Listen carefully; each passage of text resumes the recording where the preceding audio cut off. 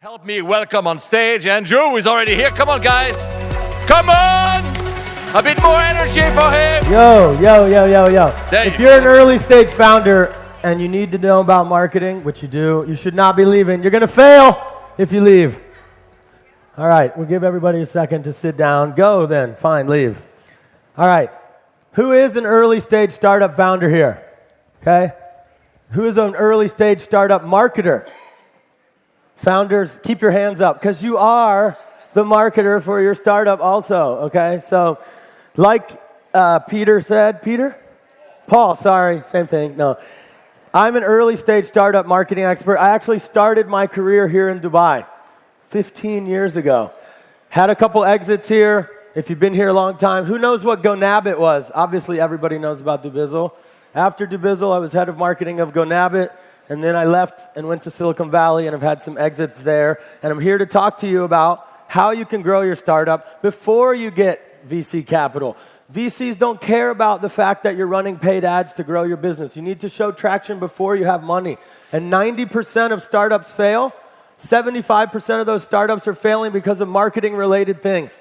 A lot of times, engineering-focused founders are not even thinking about marketing until it's too late. So we're going to talk about all the things that you can do that don't cost money. It's impossible to fit all that into 20 minutes, so I wrote a book that I'm going to give to one of these early-stage startup founders in a second, and then I've got about 5 other copies. If you're an early-stage startup founder, I want you to come up to me, pitch me what you're working on. I'll give you a copy of the book for free. You can also get it on Amazon. So why should you listen to what I'm saying?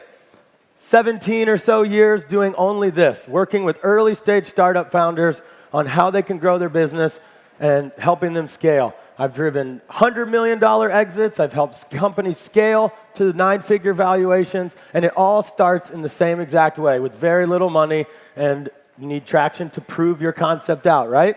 I wrote a book and all kinds of other stuff. So first thing is about the mindset. And honestly, I think it's the one thing that's really missing here in the region and why I love coming back to teach what the difference is from Silicon Valley to here. I have the lucky distinction, I think, of being the only marketer in the world who's had an exit here and there.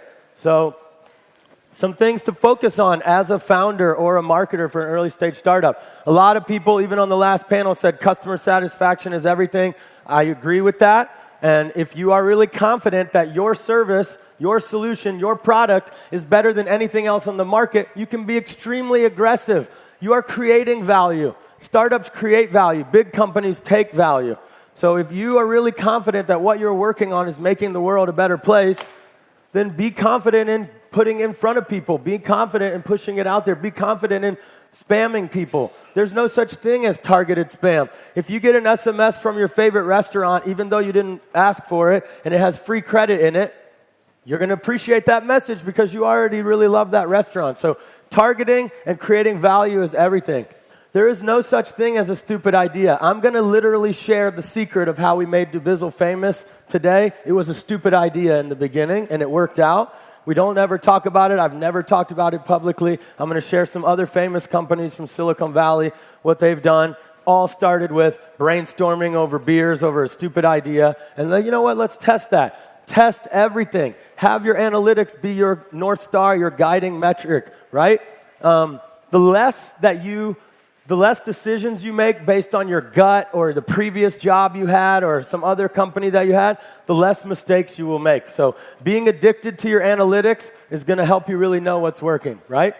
And then the real thing that I think that stops a ton of startup success in this region is at the bottom, being reactionary, not preventative. What I noticed when I moved to Silicon Valley was everybody has no fear. If we are trying to help people, then we have to try and test everything. We have to go out. But here, because of strict rules on certain things, the culture is, no, we probably shouldn't do that, or no, that might be technically illegal. Dubizzle started in a villa in Jumeirah when it was still illegal to even have a startup. It was, so broke a lot of rules. I mean, there's tons of quotes out there from successful Silicon Valley people. Break eggs to make an omelet, or break stuff, move fast. That's the ethos there, and we need to have this here in the region also. We need to be really confident that what we're doing is changing the world, not just trying to make some money, right? So I talk a lot about growth hacking.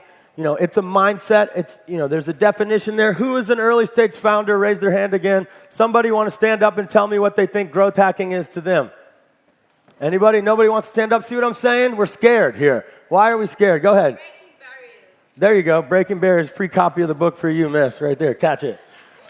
See, gentlemen tried to catch it. All right. So it's really a mindset of, trying to get to help more people no matter what. So I'm always thinking of another way we might be able to get to more people. If you see me at the party later tonight, come and tell me about your business. I'll give you a free way to grow your business. I've already been doing it for many founders I've been meeting because I've been entrenched in this for so many years. It's a natural way of thinking for me. But if you're an early stage startup, you need to show that you have organic ways to grow your business. And before you have a ton of capital to test really quickly, organically, you can test what landing page, what pricing, what products, what messaging, what type of content, what channels work the most. And then with the limited budget you have, you can inject that budget into the scaling those things that work already up, and you can succeed a lot more. There's really only two types of growth hacking, and I don't care if you call it another term. Back in the day at Dubizzle, before growth hacking, I called it aggressive online marketing. So it doesn't matter whether the term, but essentially it boils down to two things. Hacking your product to increase the virality, or what we call a K factor. This is an extremely important metric. How many people use your product or service and bring in other people? This is a sign, a green flag, if you're into those memes, that your product is amazing. If other people who are using it are bringing in other people, probably a good idea to invest in that company, right? So how can we create more natural opportunities for people to share the product organically? I mean, I can go into a whole nother hour of talking about that, but the idea essentially is to figure out when users or customers are as happy as possible or at the happiest moment. We call it an aha moment, when they really realize that your service is amazing, and then giving them incentive and easy ways to bring in other users through pushing them to share on social, pushing them to import contacts, getting referral credit for signing up other friends, or just a natural way in the product that it doesn't work unless they bring in people. That's the real holy grail, right? So that's the first way that we grow our company with no money, is just even switching that thought on. What can we do to make users marketers for our business?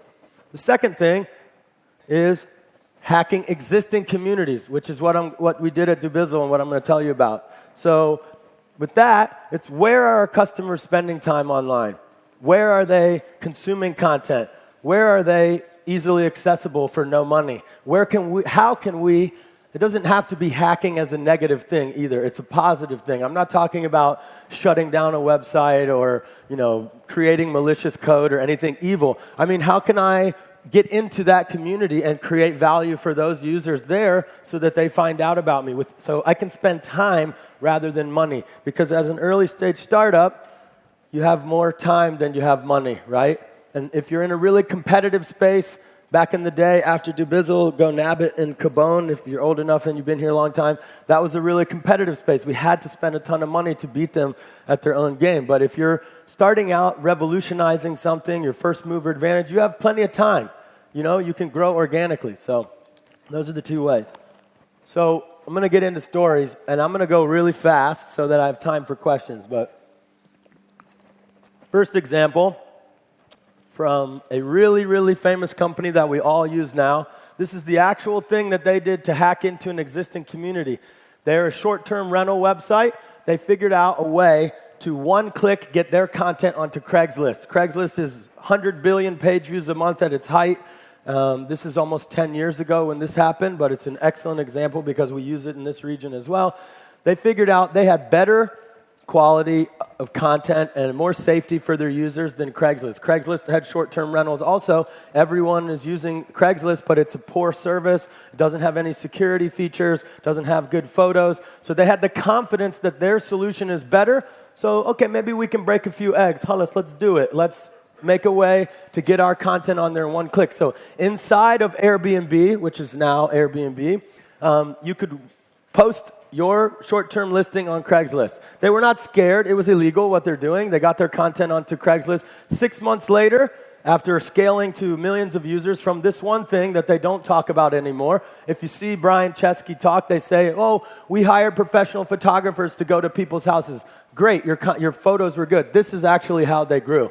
So 6 months later, CEO of Craigslist sends an email, an actual mail from a lawyer, a cease and desist letter. Brian Chesky had that for a long time framed in his office. Okay, we'll take it down. That's the worst that's going to happen. You're a little startup. No one cares about you at the first. You don't have money to sue for. You need to be reactive, not preventative. It's an amazing skill. I mean, Fadi earlier was talking about frugality as a really important skill. That's also true. But if you have the confidence in what you are doing, you can push the barrier, push the limits, especially if you are helping people better than the services that are already out there. Not everybody has a coder on their team that can hack into another website and break some eggs like that. So there are some other easier things that you can do, and I just want you to switch this on and start thinking about these kind of ideas. So not everybody can see this, but on the left, this is a tweet from someone in San Francisco that's an influencer. They commented about this parking ticket that they got that wasn't real. It was a startup, made fake parking tickets and put them all over the city, and it was $25 credit or 25% off for their startup. And everybody was talking bad about them on social media that day. I saw from the office that I got a ticket and I ran down and I missed a meeting. Screw this startup. This is stupid. I talked to the founder maybe a week after, 3,000% growth in their startup in 1 week. Okay? So there is no such thing as bad PR unless you are doing something racist or saying something horrible as a founder and making a bad impression as yourself. But when you are a superior service and it's targeted well and you have enough value in your message, $25 credit for a really cool service. This was before COVID. This was Airbnb for eating at someone's house.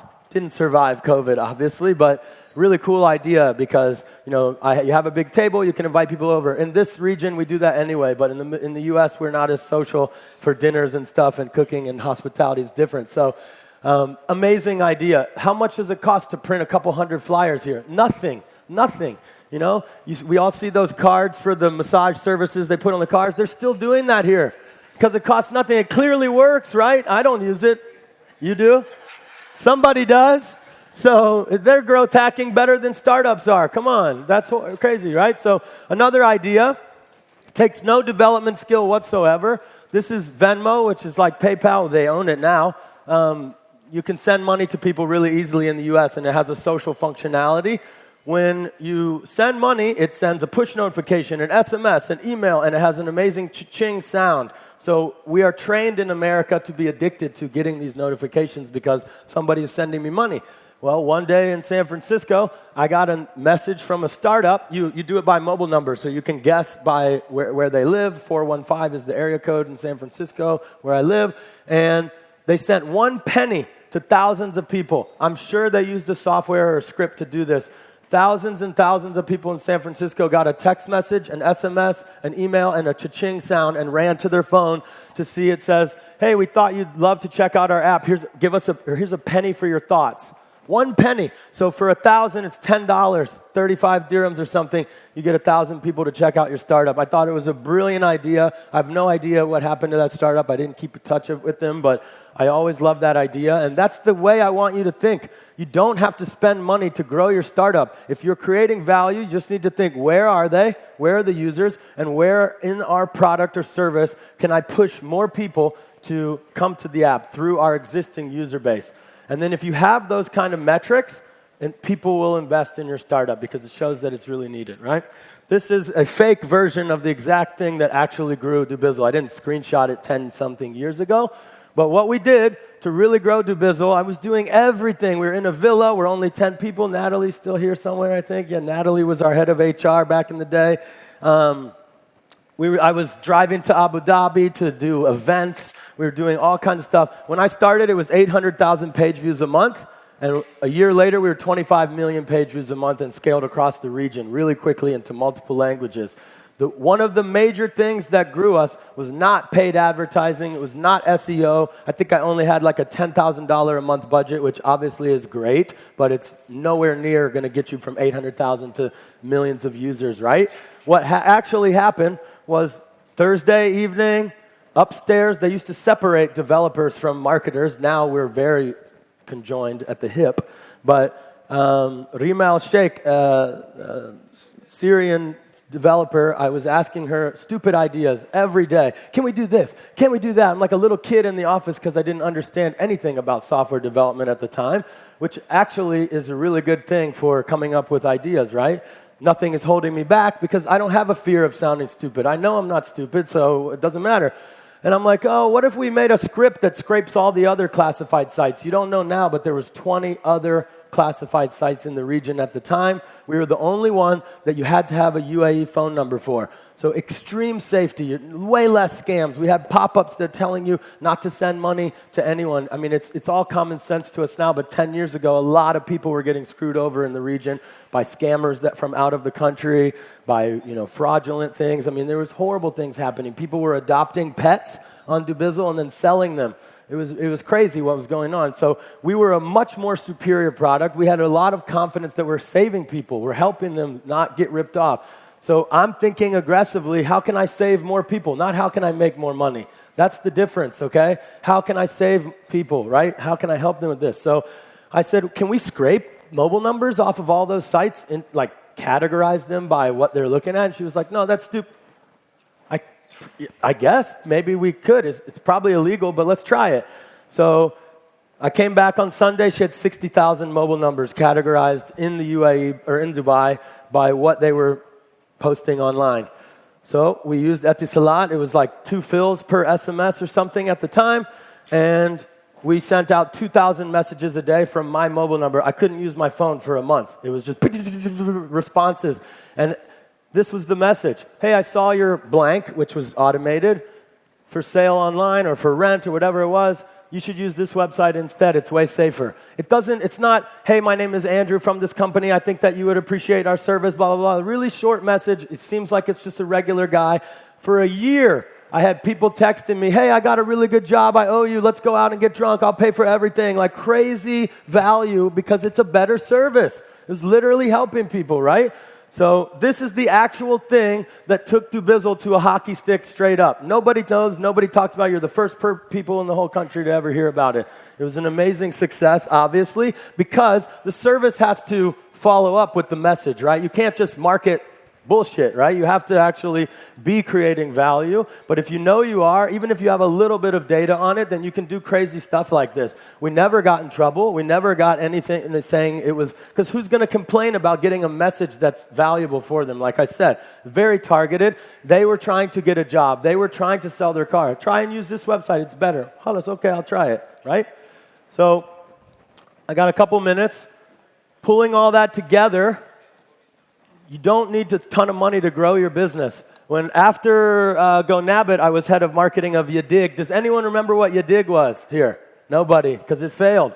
We got to 1 million users a month, and we had some bad founder issues, and we left. But I launched that company for free. McGettigan's opened up in somewhere, and we threw a launch party there. I bartered everything, and you can barter your ass off as a startup. If you have an email list, a social following, you can trade that. You don't need money, right?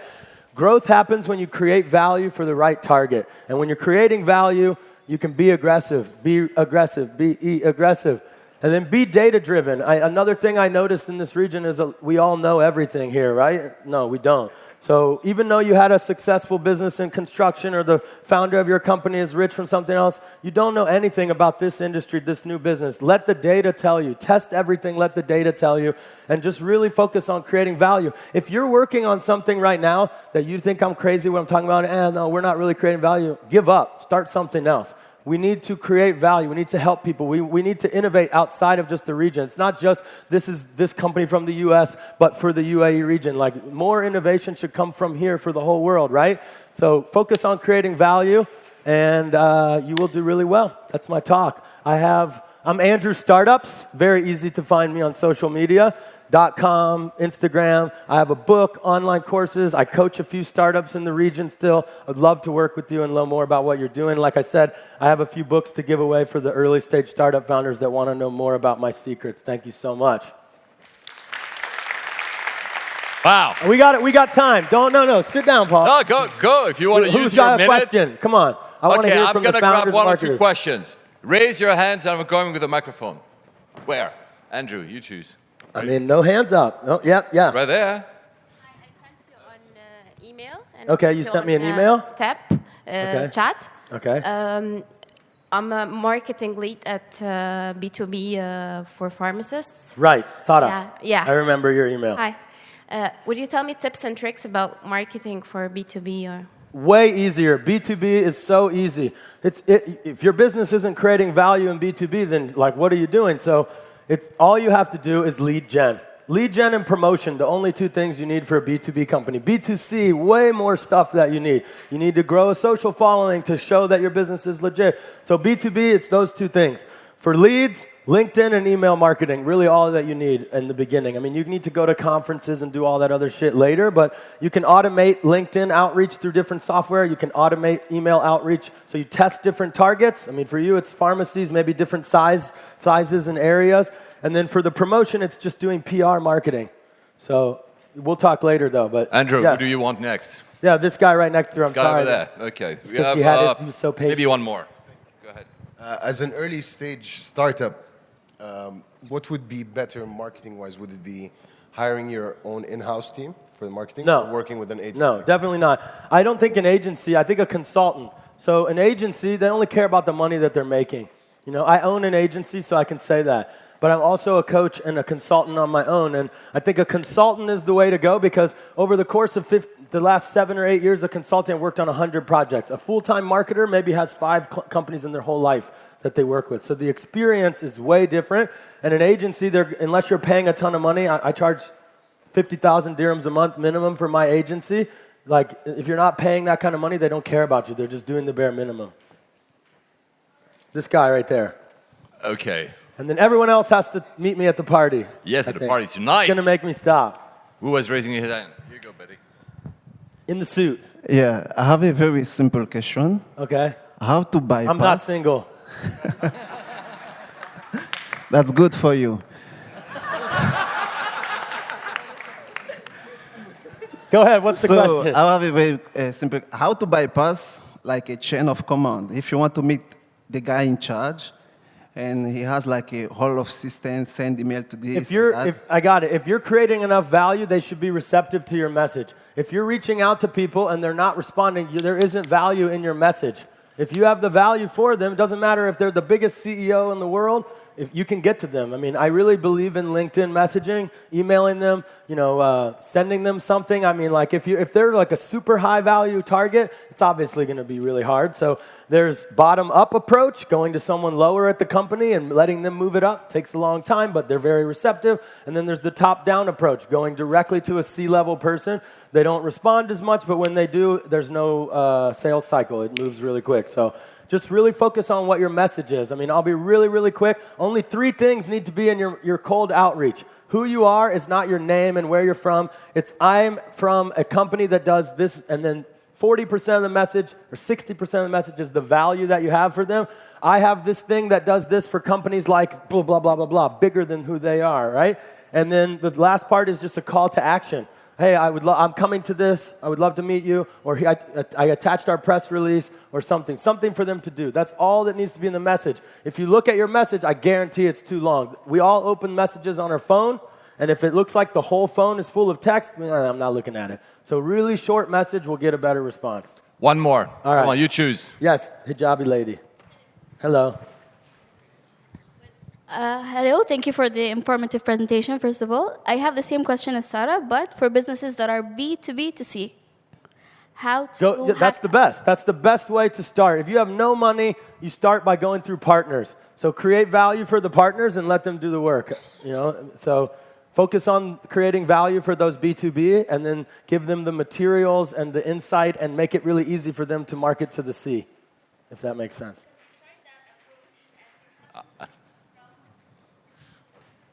Then it's something in your message or your value. They have to have value. I mean, they won't get any value unless they do the last mile for you. So they need to be able to do that. So you either need to give them the resources to be able to do that. I mean, we need to talk one-on-one. It sounds like you're asking for too much and they don't want to do it because they don't want to ruin the relationship. It needs to create value. They need to make money from it also, probably.